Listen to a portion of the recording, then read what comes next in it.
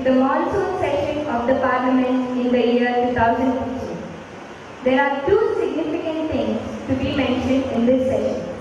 Firstly, we are celebrating the Communal Harmony Week between 19th and 25th November to instill the sentiments of peaceful coexistence, amity and brotherhood amongst the diverse segments of the society.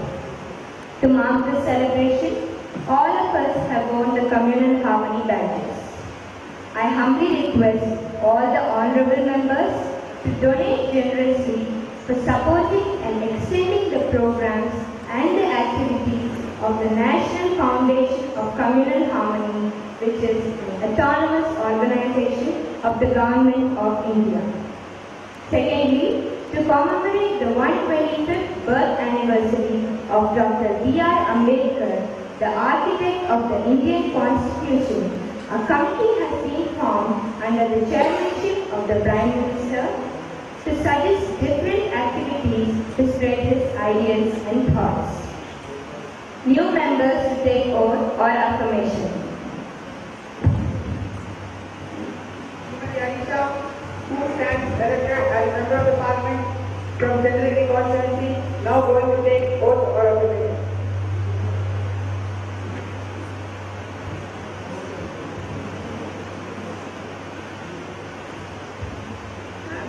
Would you like to take oath or affirmation? Oath, please. Which language would you like to take oath in? English, please. I, Anisha, having been elected as the member of the Youth Parliament, do swear in the name of God that I will bear true faith and allegiance to the Constitution of India as by law established. That I will uphold the sovereignty and integrity of India, and that I will faithfully discharge the duty upon which I am about to enter.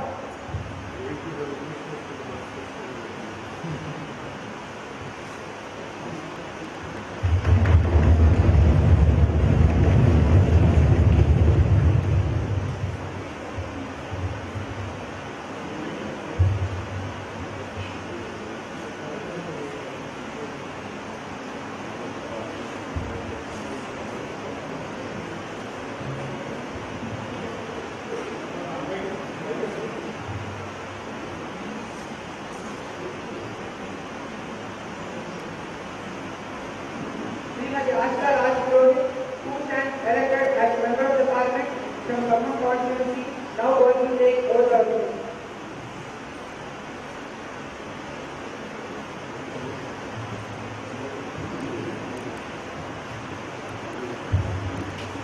Ma'am, would you like to take oath or affirmation? Oath, please. Ma'am, which language would you like to take oath in? Hindi please. मैं आशिका राज पुरोहित जो युवा संसद के निचले सदन की सदस्य निर्वाचित हुई हूँ, ईश्वर की शपथ लेती हूँ कि मैं विधि द्वारा स्थापित भारत के संविधान के प्रति श्रद्धा और निष्ठा रखूंगी, देश की एकता एवं प्रभुत्व को बनाए रखूंगी तथा जिस पद को मैं ग्रहण करने वाली हूँ उसके कर्तव्यों का श्रद्धापूर्वक निर्वहन करूंगी।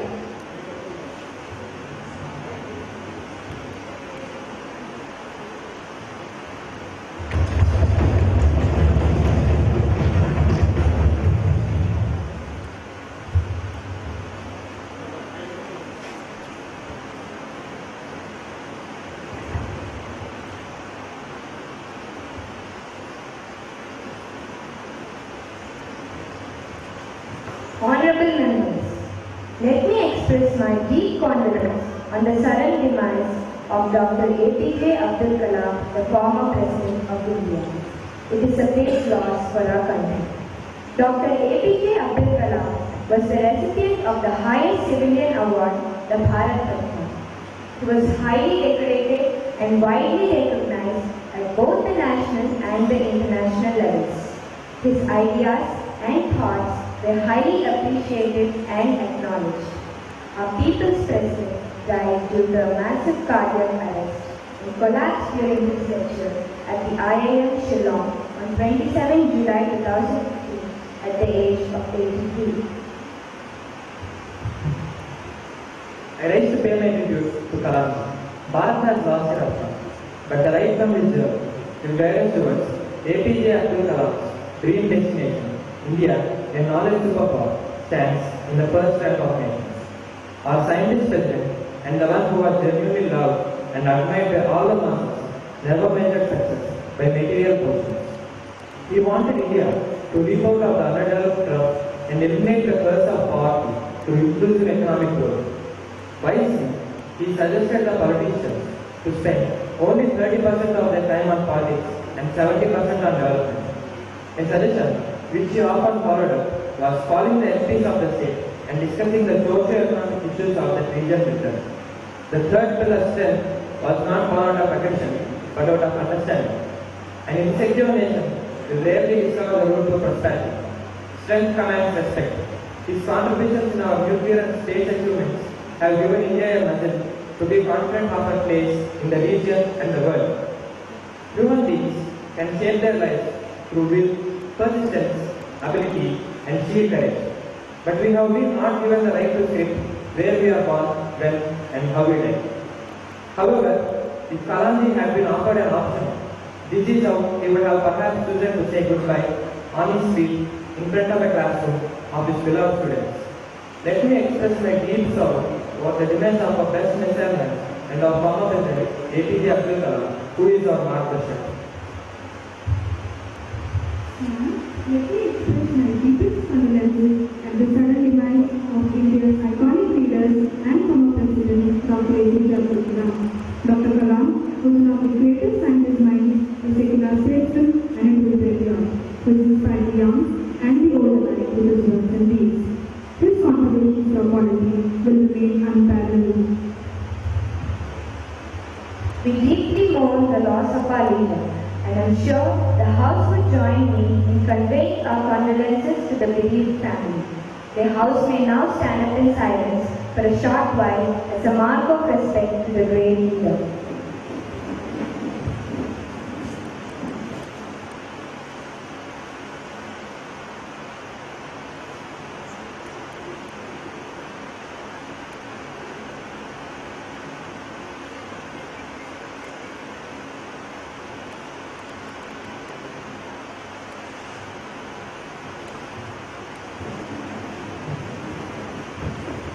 Introduction of new ministers. Prime Minister, please.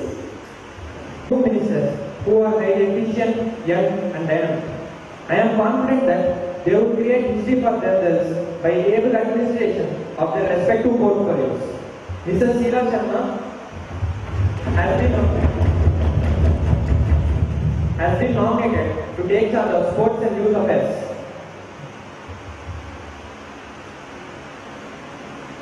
Mr. Pavel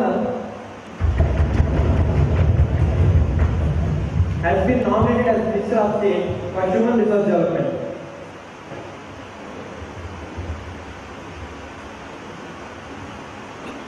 Now the question starts.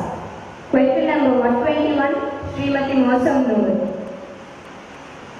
Whether the government is aware of a report published by the Department of Atomic Energy's National Center regarding water samples tested by them from the Ganga River containing carcinogens. If so, the details thereof. Honorable Minister of State for Personnel and Prime Minister's Office. Yes, ma'am. Government is aware of the findings of National Center for Compositional Characterization of Materials on the chromium content in Ganga water.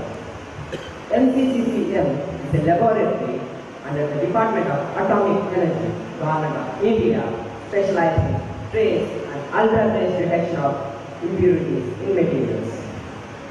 The center provides this important analytical service to users in both public and private sectors.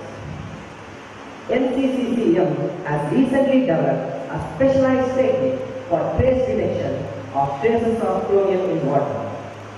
A unique feature of this technique is that it can measure two different chemical species of chromium known as chromium trivalent and chromium hexavalent individually in contrast to the many other techniques.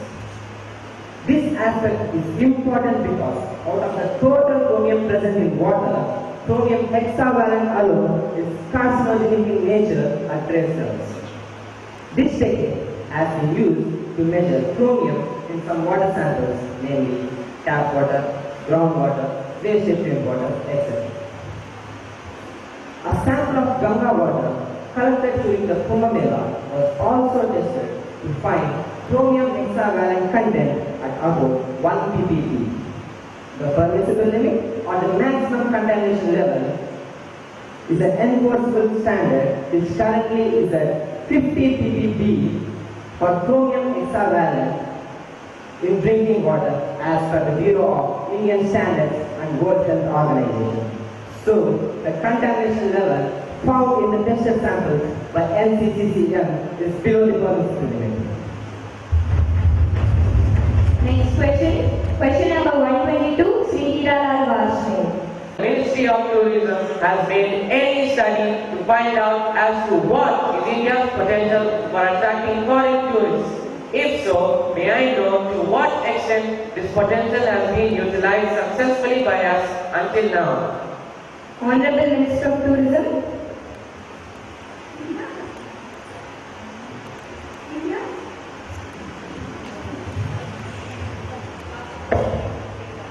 India has the largest tourist potential in the world because we have got a number of archaeological monuments, ancient temples and beautiful landscapes. The tourist infrastructure that has been developed in our country over years will attract a lot of tourists. We have conducted a survey and it reveals that tourists come to India in large numbers. In 2014, the number has crossed 10 million figure. According to the Ministry of Tourism, in the last 10 years, India has welcomed around 10 and 49 million tourists. However, this number is dramatically parity when compared to the number of tourists visiting Malaysia, 201 million, Singapore, 102.5 million, Thailand, 148 million. Indonesia too is ahead with 60 million tourists. Mrs. Malapu, this is question. We request the honorable members to follow the code of conduct. You must not interrupt in between. You may ask your question, please. Why is the number of international tourists visiting our country less when compared to the other South Asian countries? Southeast Asian economies, particularly Thailand, Malaysia and Singapore, have spent most of their time and resources in improving their tourism infrastructure. But India has got some disadvantages and the Tourism Ministry has taken some progressive steps to increase the number of international tourists. The problem has arisen from the limited number of international airports. But now the number of international airports have been increased to 40 and is just a start. The airports in important cities like Lucknow, Patna, Ranchi, Indore, Vijayawada and Tirupati have been given international status. Earlier, India's visa procedures were hopelessly cumbersome and remained notoriously difficult to obtain. A major shift in the policy will allow the tourists in India to obtain online visa which can be administered in an easy and hassle-free manner. To ensure tourist safety, banking system has been developed amongst the states which would allow the government to reward those states that would take preemptive steps to ensure tourist safety. We hope that these measures would definitely help in increasing the tourist inflow into the country. Now, question number 123, Srimati Nirmala Devi. सभापति जी, मैं देश में पेयजल की उपलब्धता सुनिश्चित करने के उपाय पर प्रस्ताव पेश करती हूँ। आजकल देश के अन्य राज्यों में, खासकर ग्रामीण प्रांतों में पानी की उपलब्धता का गंभीर संकट है। मैं ये जानना चाहती हूँ कि इस समस्या से उबरने के लिए राष्ट्रीय स्तर पर सरकार ने क्या योजना बनाई है। Ma'am, I would like to bring to the notice of all that our government has introduced the centrally sponsored National Rural Drinking Water Program.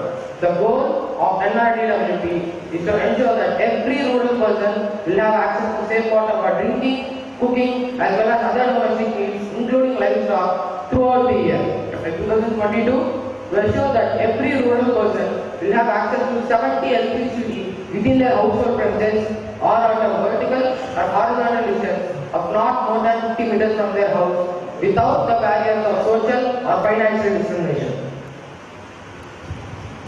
Now, question number 124, Sri Ramakrishna Hegde. Ma'am, is it fair for the Prime Minister to use Sunday programs on state and all India radio to unfair advantage for his party by highlighting achievements and making promises to influence the voters in Bihar? Does the Honorable Prime Minister tell us why there was no talk of steps taken to address farmers' livelihood concerns or relief measures to address crop damage in his radio show?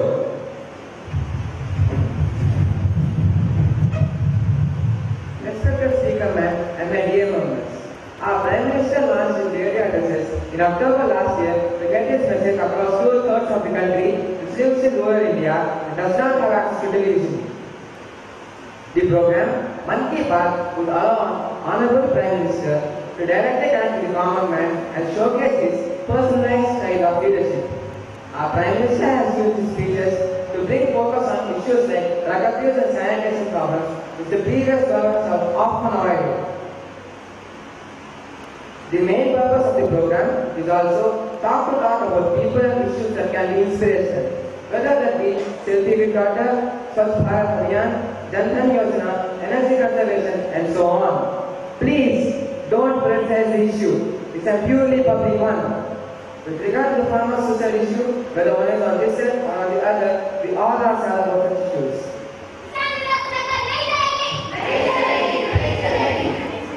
Honorable members of the opposition, please give me suggestions. I will take it into account. We will not betray the interests of farmers. We all need to work together and I therefore welcome any session. Now, the question hour is over. The 0 hour begins now. No more supplementary questions, please. If there is any topic anyone wants to discuss, you may do so now. I request the Charita to discuss. Speaker Ji, I am doubtful on the success of government move towards the interlinking of rivers because it is said that the proposed project does not have enough convincing scientific evidence that it is an ecologically sound project. Flooding normally occurs in monsoon season and drought occurs during summer. Environmentalists and water experts say that the interlinking of rivers is a bad idea because the foundation on which the edifice is built is faulty, the concepts of circles and dots, the effects of dams, faulty ecological understandings. The project involves 200 major reservoirs and network of canals.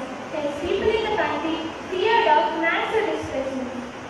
Hence, I request the government to conduct a comprehensive study into the impacts of river linking projects. Instead of river linking projects, I urge the government to kindly implement the schemes to clean up the water bodies in our country. I don't know when this proposal was raised first. Let me speak on this matter, ma'am. A British engineer named Sir Arthur Cotton had first proposed the idea of transferring water from water surplus rivers to the water deficit ones. In 1972, K.L. Rao, a well-known technocrat, former irrigation minister, had proposed the idea of a Ganga Kaveri river link. But it was Captain Vincent Russell, a pilot, who came up with a grand plan of constructing a parallel canal, a series of canals which would connect the Himalayan rivers in the north with the southern rivers. In 1982, the government had created the National Water Development Agency with the sole purpose of implementing this project. But what it has done so far is just spend a lot of money. Ma'am, may I ask a question? Yes, ask your question, please. First, what is the government has taken the step to mitigate the problem on this endeavor of river linking? What is the step taken by the government on the report of task force submitted by the then chairman Shri Suresh Prabhu regarding inter-river linking? The Minister of Water Resources to reply. I beg to put forward that our ministry has formulated a national perspective plan for water resource development in 1980 and envisaging the interface and linkage of water from the surplus areas to the deficit areas. Based on surveys, investigations, and detailed study, the National Water Development Agency has identified 30 links under the NPT. The interlinking of river program is of national importance and has been taken up giving high priority. We are monitoring the process of IRLA on daily basis. The mission of this program is to ensure greater equity in the distribution of water by enhancing the availability of water in drought-prone and rainfed areas. The interlinking of the Godavari and the Krishna has been on the anvil for almost 5 decades, and with the commissioning of the Pattisima scheme, 4 major rivers in Andhra Pradesh are connected to each other again. Godavari Krishna, Krishna Pennar, and Pennar Tungabhadra. Thousands of farmers in Krishna, Kurnool, Guntur, Prakasam, Anantapur, and Chittoor districts will be benefited from the Godavari Krishna linkage. About 17 lakh acres, including 13 lakh from the Krishna Delta, will get assured water for 2 agricultural crops around the area. Thousands of villages and routes will get drinking water supplies. The Pattisima is one of the major projects envisaged under the National River Linking Project that aims to connect as many as 30 rivers, including the Himalaya and the Peninsula. Incidentally, Andhra Pradesh has become the only state with 4 of these rivers interconnected. Madam, may I ask just one question? No question is allowed, please. Honorable members, no clarification is to be asked to the minister's reply. The House is adjourned for a short period of time.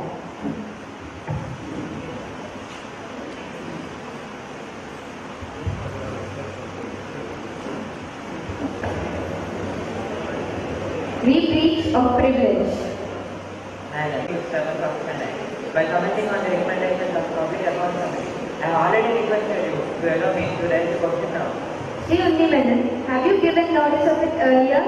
You may do so along with a copy of the newspaper, and I shall consider it. You cannot spring a surprise on me like this. It will be examined when it comes to me. I'll let you know my decision. Now, papers to be laid. Papers to be laid on the table of the House. Minister of Commerce and Industry. Speaker ma'am, with your kind permission, I lay down on the table a copy of Industrial Disputes Amendment Act 2014-15. Mr. Chawla, Minister of Tribal Affairs, to lay on the table a copy of the Memorandum of National Scheduled Tribes Development Corporation. Speaker ma'am, I beg to lay on the table a copy of Memorandum of Understanding in English and Hindi version between the National Scheduled Tribal Finances and Development Corporation and Ministry of Tribal Affairs for the year 2014 and 15. Secretary to report message from the upper chamber of the Youth Parliament. I have to report the following message received from the Secretary of the upper chamber of the Youth Parliament. In accordance with the provision of Rules of Procedure and Conduct of Business, I am directed to enclose a copy of the Illegal Migrants Bill 2014, which has been passed by the Upper Parliament and is sitting on 17th August 2015. Secretary to lay on the table a copy of the bill as passed by the upper chamber.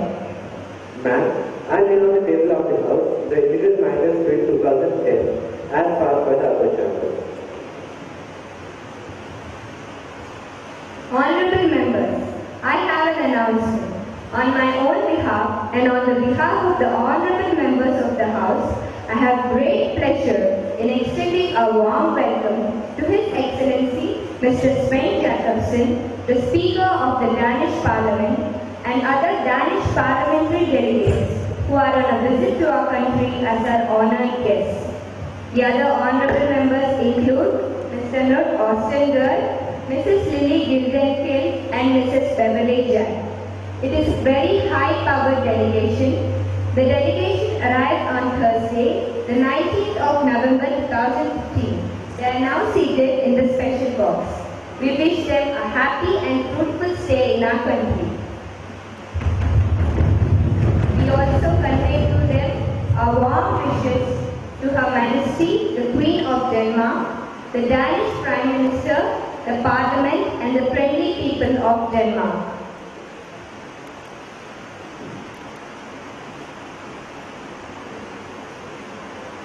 Now let us take up calling attention motion. Mr. Somayajulu, please call the attention of the Minister. Speaker ma'am, I beg to call the attention of the Ministry of Parliamentary Affairs with regard to separate status for Andhra Pradesh. There is not even a single move from the central government regarding the separate status for Andhra Pradesh. Why?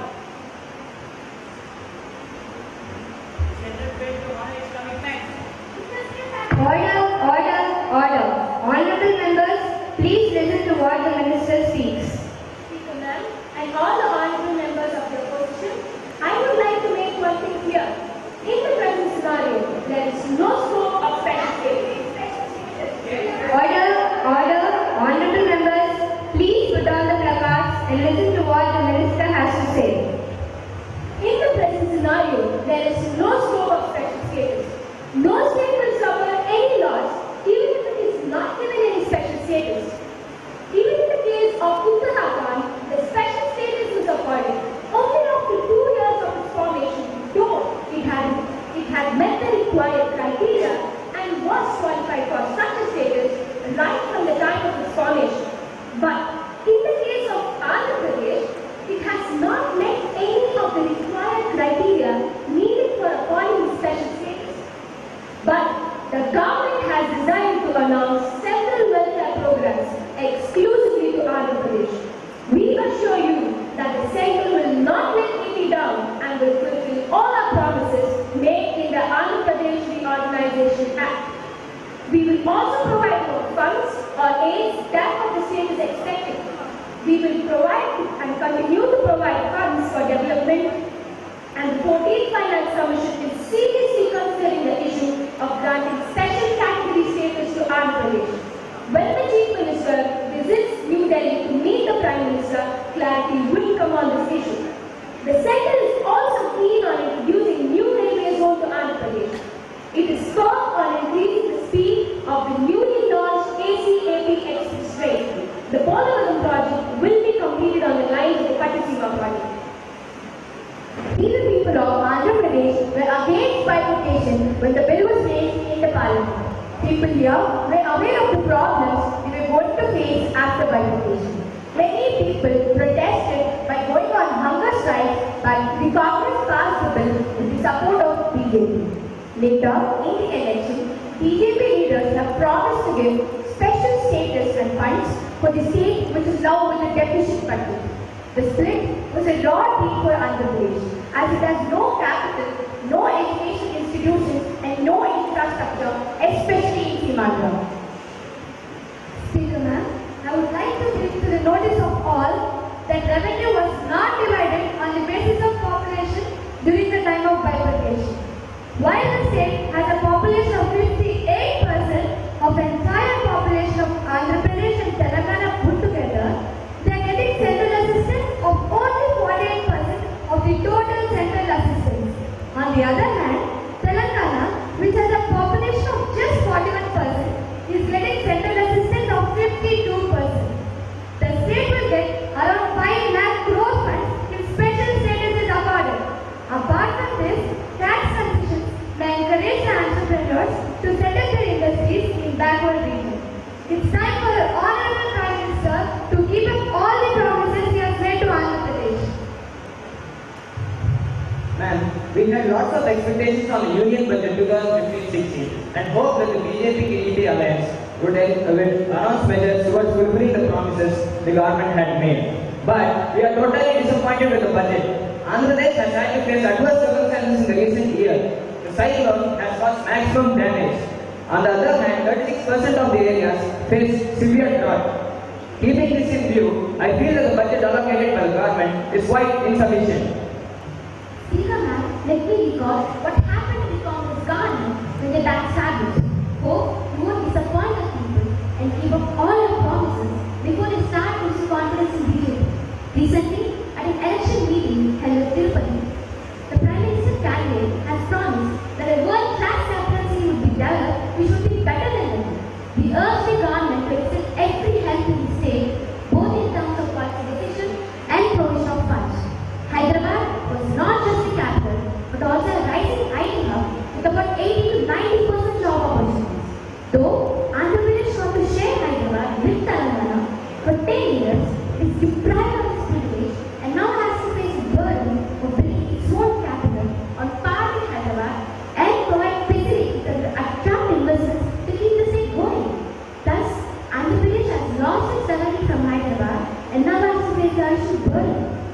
Decision took an emotional turn too.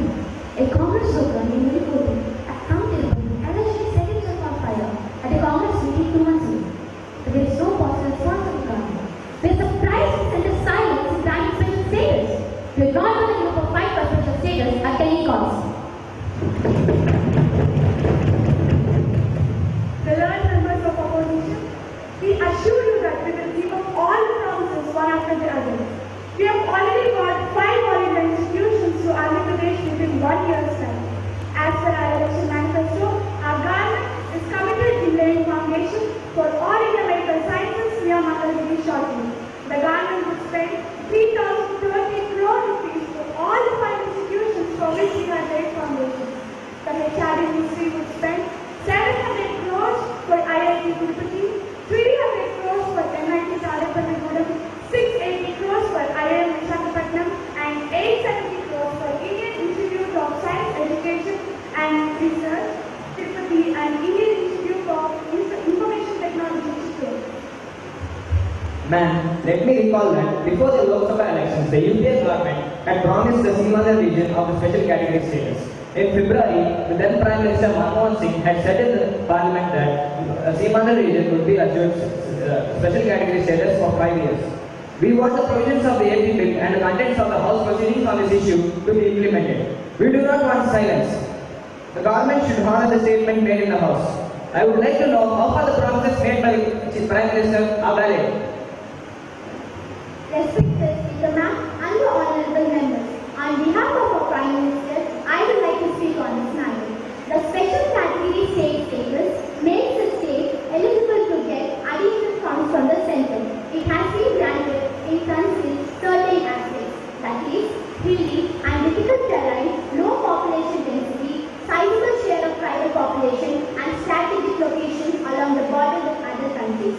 As I already told you, both Andhra Pradesh and Telangana does not come under this category, and the planning commission that can change this criteria which no longer exists. So we have to wait till the new planning commission has been set up. At the same time, the centre is in favor of granting special category status to Andhra Pradesh and is in the process to find out the ways to fulfill the demands. Apart from special category status, many states have been granted special packages to various schemes. One of them being Backward Region Grant Fund. Both Andhra Pradesh and Bihar have been granted these funds. This has been allotted to address the regional imbalances in development from the year of 2011 to 2013. And around 26 crores have been sanctioned to Andhra Pradesh under this scheme. However, the special status would mean waiver of central taxes such as excise and customs. However, we used to say that the centre wants to release a one-time financial package to Andhra Pradesh in lieu of special status. Now, legislative business will be taken up. Honorable Minister for Minerals will make the motion for leave to introduce the Mines and Minerals Development Regulation Amendment Bill 2015. Speaker Madam, I'd like to move for leave of the House to introduce the Mines and Minerals Development Regulation Bill 2015. The question is that leave be granted to the Minister of Mines and Minerals to introduce the Mines and Minerals Development Regulation Amendment Bill 2015. Those in favor will say ayes. Ayes. I think the ayes have it. The ayes have it. The ayes have it. The leave is granted. Minister can introduce the bill. I introduce the Mines and Minerals Development Regulation Bill 2015 for consideration. The bill will be considered in the next session of the Parliament. Now, the House will take up the consideration of the Child Labour Prohibition and Regulation Bill. Women and Child Development Minister, please. One cannot deny that employment at a premature age deprives the children of their education. It is more obvious that children who are kept engaged in workshops in the pretext of poverty are forced to stay away from the mainstream of formal education. I request Mr. Sharma to highlight the features of the bill. With the passage of time, the government has felt that the legislation alone would not be sufficient to tackle the problem of child labour. We don't speak of compulsory education anymore. We have eliminated the word. We now speak of universal education or education for all.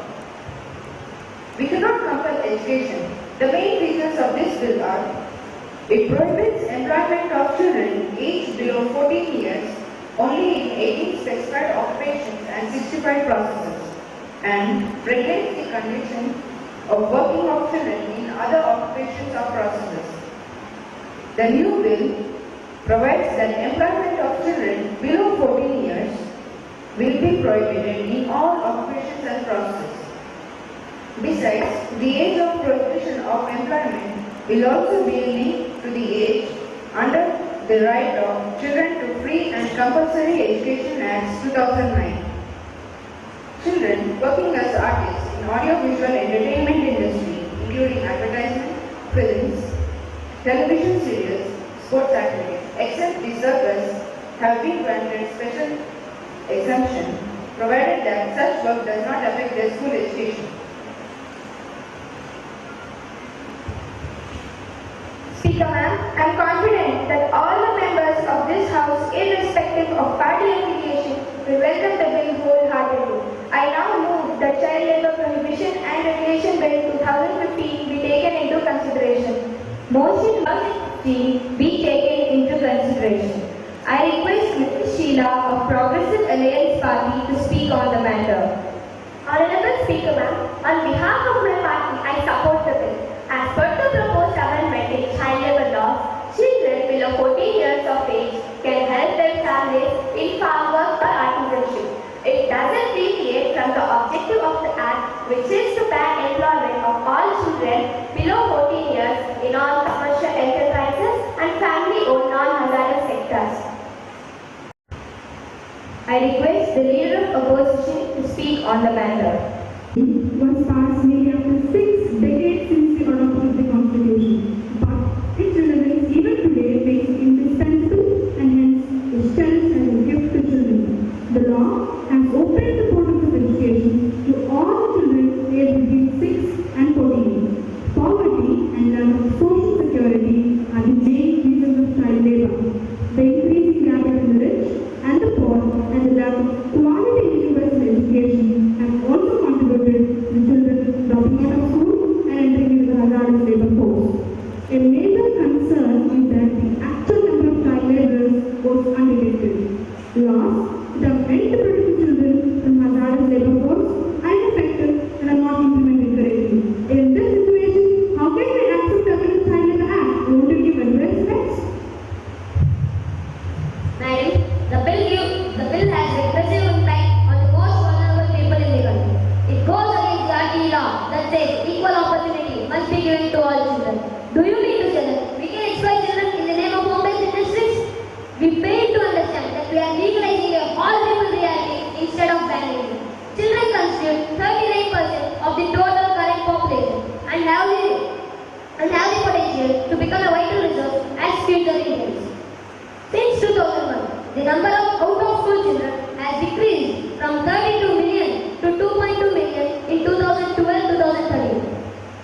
The number of children in paid occupations has also reduced accordingly from 12 million in 2001 to 4 million in 2011. Therefore, we don't support the amendment of Child Labor Act, which would reduce the literacy rate of children. Speaker ma'am, as said, our Child Prohibition and Regulation Act is totally outdated. This act tells us that a child who is below the age of 14 years cannot be employed in any hazardous occupation. Does this mean that a 4-year-old can be employed in any unhazardous occupation? The meaning of family enterprises include matchbox making, carpet weaving, and jet polishing industries, which are in great demand of child labor. By citing this act, new norms can be made to deny education for the girls. Won't it affect their education? The Act might be regressive. Since this issue has been raised, several amendments may be made to make the Act more sensible. According to 2014 UNICEF report, about 28 million of children in India are engaged in child labor, and they are especially between age groups of 4 and 14 years old. Most of these child labor are not forced into child labor or kept as slaves, but follow Most of the child labor in India think that education is waste of their time and instead work under horrendous conditions to support their family and themselves by earning a meager wage. However, keeping in mind the social fabric of the country, the bill has made several exceptions on the work done by family enterprises on non-farm lands, provided it is done only after school hours and during vacations only. The proposed amended bill will be in sync with Right to Education Act that guarantees compulsory education for the children, especially between the age groups of 6 to 14 years old. Now, I request the Honorable Prime Minister to speak. Dear members of the opposition, our government's view is that children belonging to poor families have no other option but to work after school. We find that children spending 3 or more hours at work at the age of 12 are unlikely to complete their secondary education, while the amendment is definitely a step in the right direction. We need to ensure that children working in the family enterprises are given the time and space to attend schools regularly, and more importantly, the opportunity and encouragement to study after school as well. The original child labor law banned employment of children below 14 years in only 18 hazardous industries. The amendments also make it clear that children between 14 and 18 years are not allowed to work in any hazardous industries. The changes in the labor law also provide place for strict punishment for employees who violate these laws. Now I request the Honorable Minister to give the details of the penalty provisions. Yes, sir. While there is no penalty provision for parents for the first offence, the employer would be liable for a punishment even for the first violation. In case of parents, the repeat offenders may be penalized with a monetary fine up to rupees 10,000.